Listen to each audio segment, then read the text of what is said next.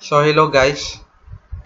So today I will discuss to you about eccentrically loaded foundation.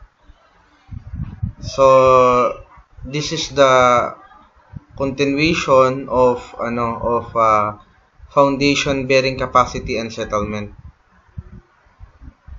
In this topic, we will discuss the one-way and the two-way eccentricity. Okay. So the first one will be the one-way. Okay. So for the one-way, we all know that the base of the retaining wall or even a foundation structure, there are several instances in which foundation are subjected to moments in addition to the vertical load. Meaning, it's not only the concentrated load Q that will act on the foundation. There is additional moment here. So, the reaction of the soil is able to counteract the reaction of the moment and the load Q is that the distribution of pressure where the location of the moment is going through is considered to be maximum and here is minimum. Okay, because the direction of the moment is clockwise. Okay, but of course, in able to analyze this one, we can convert into this figure wherein instead of doing together the value of Q and M, you can get the value of E, which is the division or the quotient of the moment and the value of Q. This will be the value of E, wherein E will be the location of the new load that combine the effect of the moment and the effect of the value of Q. So there is E here, wherein this is the new location of the E is the location of the resultant force, wherein you include both the concentrated load Q and the moment. Okay, so now there will be new B prime. So before it was B, now it will become B prime. How? Originally, this is the centroid, this is E, this is E. So original B minus 2E. Okay? So the value of B prime is B minus 2E. Okay?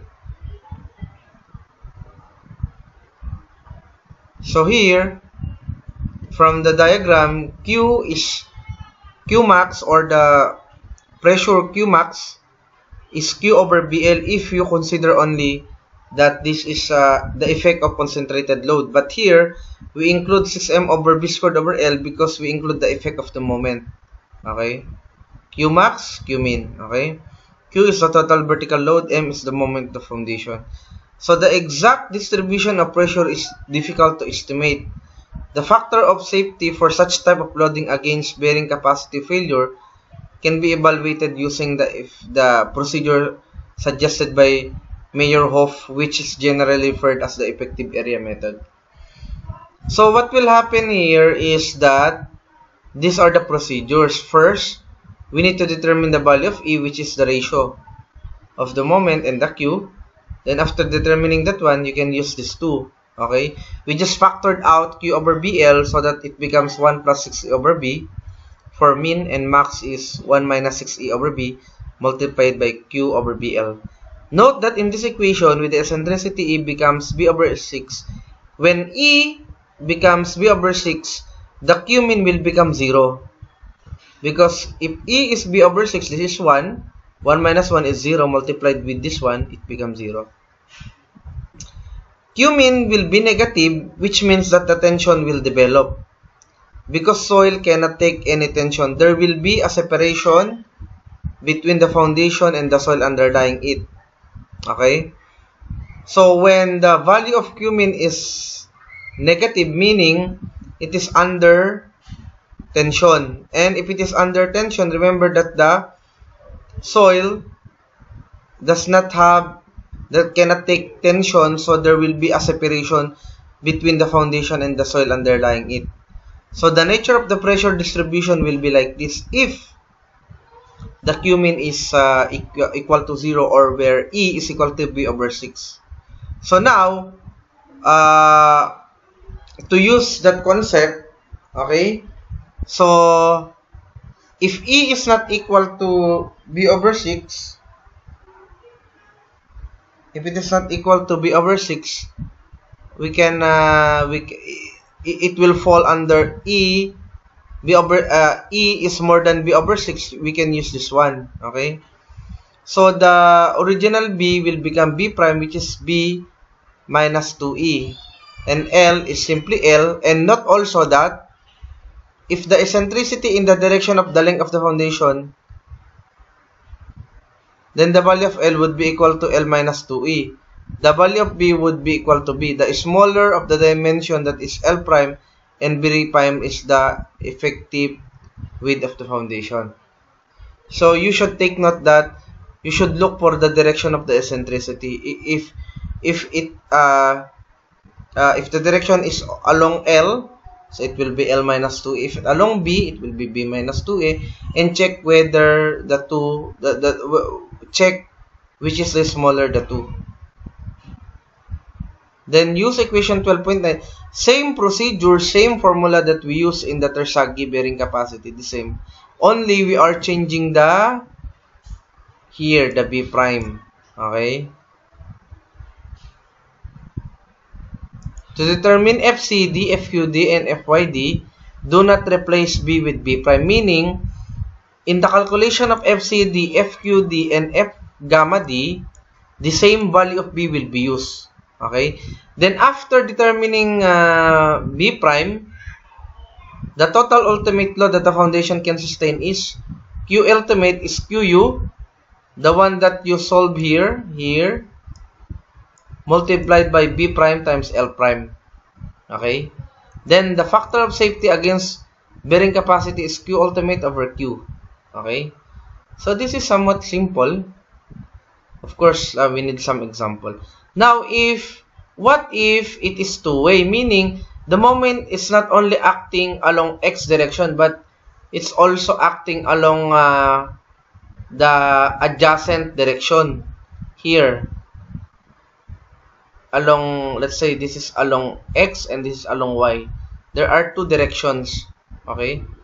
So, consider a situation in which the foundation is subjected to vertical ultimate load, QL, and a moment M. For this case, components of the moment M about X and Y can be determined as MX and MY respectively.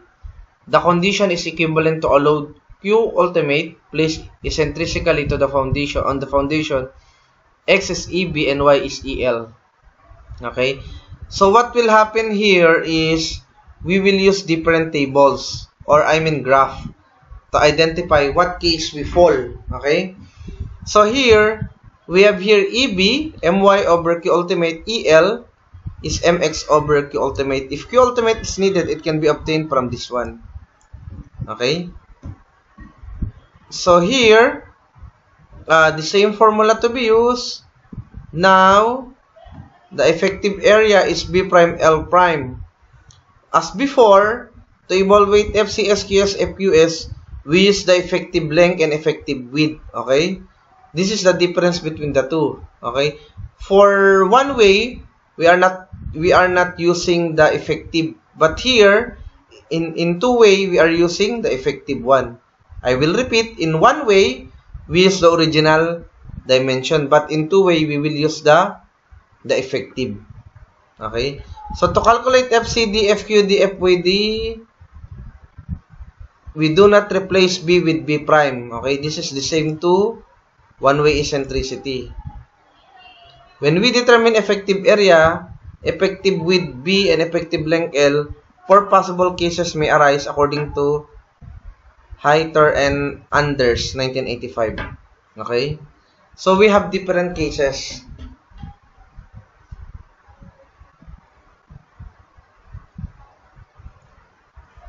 The first one is if EL over L is more than 1/6 and EB over B is more than or greater than 1/6. So the effective area for this condition is shown.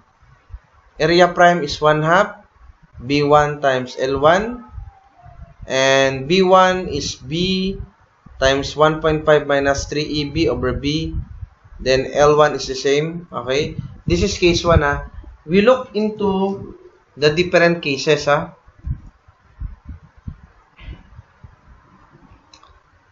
We will discuss one by one.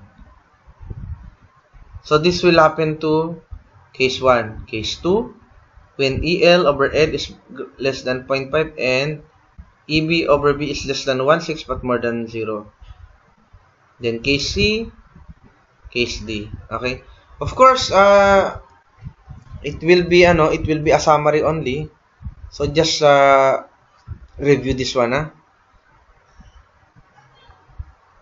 So for case 2, EL over L is less than 0.5, EB over B is less than 1/6.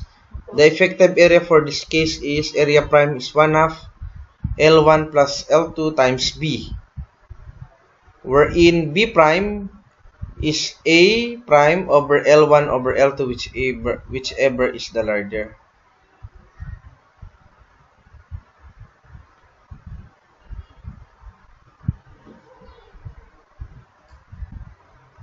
Okay, this is the graph now. Okay. So here is the AB over B. You can choose here from 0.01 to 0.167. Then L1 over L, 0, 0.2 up to 1. Then EL over L is 0.1 to 0.5. For L1, this is for L2. Case 3, if EL over L is less than 1/6 and EB over B is greater than 0 but less than 0.5, the effective area is shown. Area prime is 1/2 B1 plus B2 times L. The effective width is B prime, area prime over L. The effective length is L prime is equal to L. And the last one is if EL over L is less than 1/6 and EB over B is less than 1/6, shows the effective area. So the ratio of B2 over B and L2 over L can be obtained using this one. So yeah, let's have one example. No, let's have at least two maybe. One for one way and one for two way. So for this one, a continuous foundation is shown in figure 12.13. Assume that the load eccentricity is 0.15. Determine the ultimate load Q ultimate. Okay. Here, this is the given. This is one way based on the figure. We have the width 1.8, the depth 1.2, C prime is 0, angle of internal friction is 35 degrees, gamma, unit weight of sand, 17.3. Okay. So using the original, this will be the new formula. I mean, what do you call this one? The simplest form, because originally that there is another equation here, but C prime is 0. So it will become QNQ, FQS, FQD, FQI, plus 1/2 gamma B prime, and gamma F, gamma S, F, gamma D, and F, gamma I. There are three terms here. The first one is already cancelled out because C prime is 0.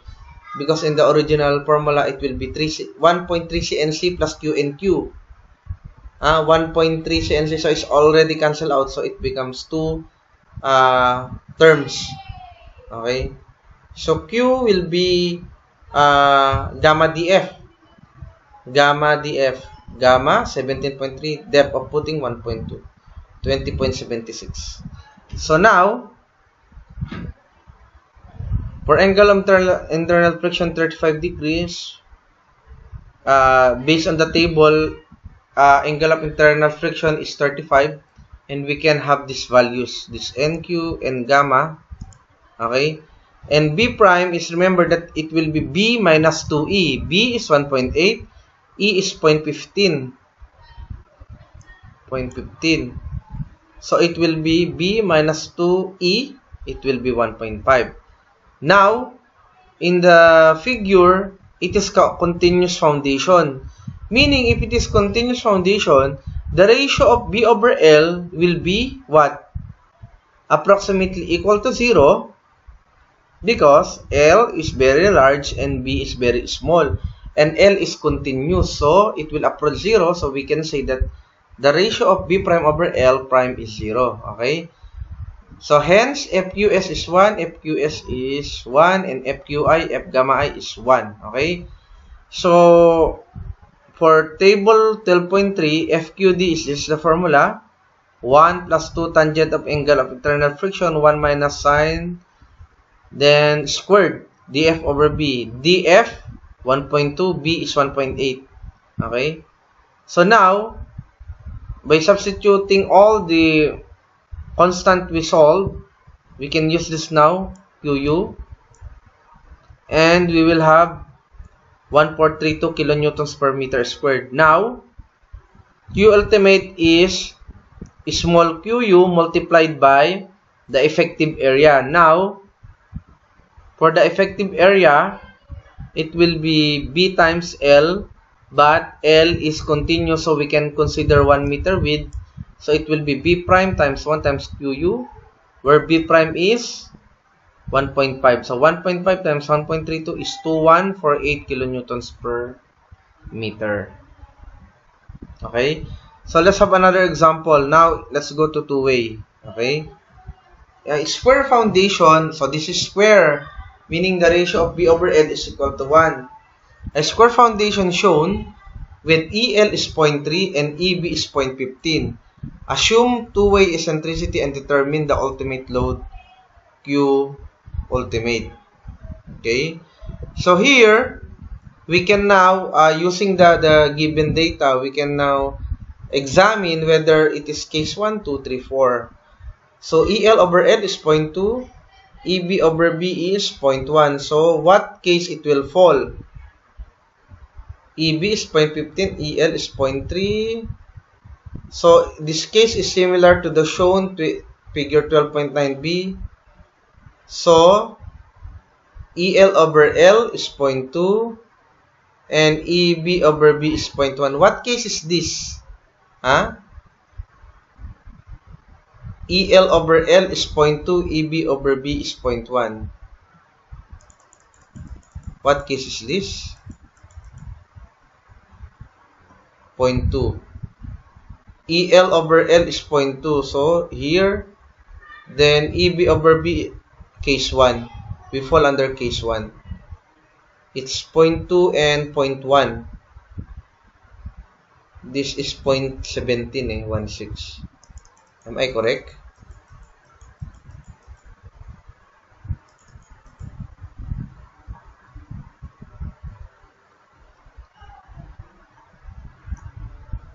Yeah. So we are in case 1. Sorry class. Just to check.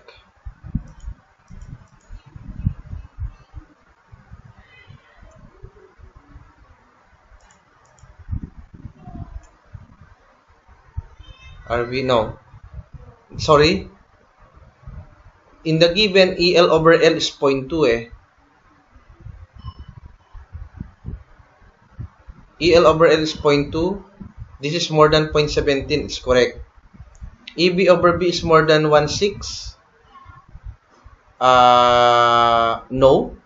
Our EB over B is 0.1, which is less than 1.6. So, sorry, we are not in case 1. Let's go to case 2. EL over L is 0.2, less than 0.5, correct? EB over B is 0.1, less than 1.6, which is 0.17. So, sorry, we are in case 2. So we will use this one and this graph.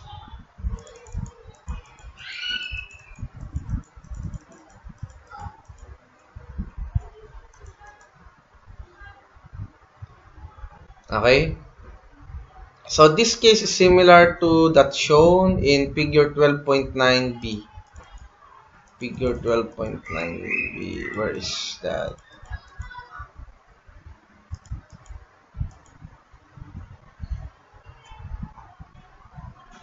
This one. Because this is 0.2 less than 0.5, correct? AB over B is 0.1 less than 1/6. So this is case 2. So really we are in case 2. So we will use this one and this figure. Okay. So let's check.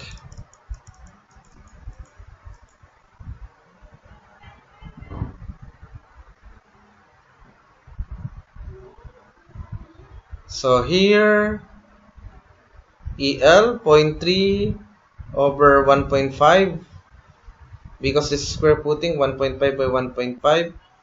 EL 0.3 over 1.5 is 0.2. EB is 0.15 over 1.5 is 0.1. So it will fall under case 2. So now we can use the table. Okay. So what is the value of L1 over L and the L2 over L using this data? Remember, EL over L is 0.2 and EB over B is 0.1. Okay, let's go to case 2.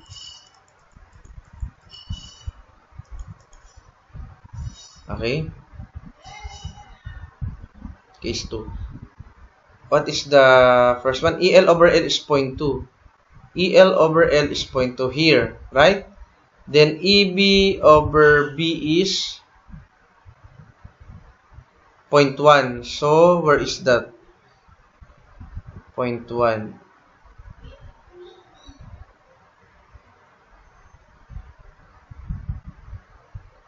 Is this 0.1? 0.08. Yeah.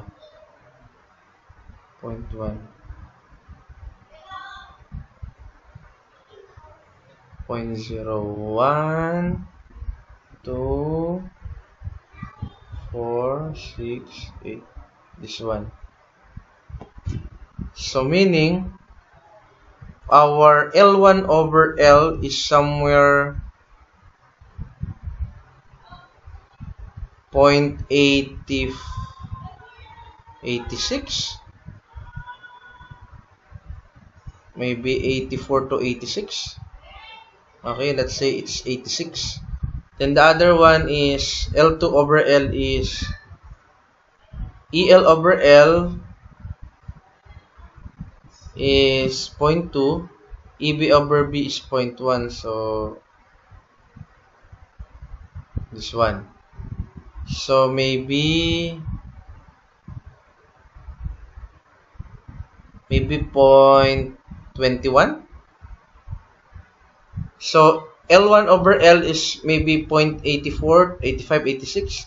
Then L2 over L is maybe around 0.21. Let's check.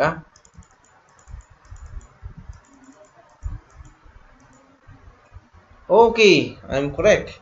L1 over L is 0.81, L2 over L is 0.21. My answer here is in between 84 and 86, and my answer is 0.2, okay? So, a little bit closer. So, L1 is 0.85 times 1.5, but do not do like the one that I'm doing. It's better that you have the graph, and using your ruler, try to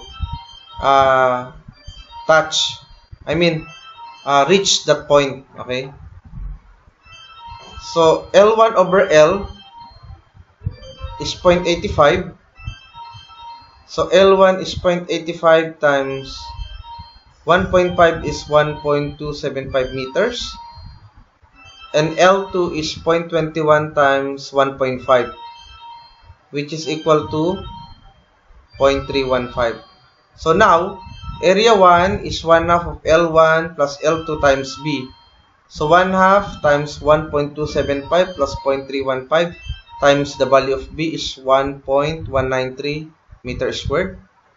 And L prime is equal to L is 1.275, whichever the larger. Okay? So B prime now is area 1.193 divided by 1.275 is 0.936 meters. That is the B prime. Now, the same formula, but your C prime is 0, so it cancels out the first term, so we have two terms only. Then Q is gamma dF 0.7 times 0.7 gamma depth is 0.7 times gamma, which is 18, is 12.6. Then angle of internal friction is 30 degrees. We have NQ and N gamma. Okay, so using the one that we calculate for FQS gamma S, we will use the value of B prime and L prime. But for gamma D and QD and gamma D, we will use original value of B, which is 1.5. So by applying the formula, area prime QU is this one multiplied by this one, which is the QU, and you have 605.95 kilonewtons. So that ends. So next meeting will be settlement of shallow foundation. Okay. Thank you for listening.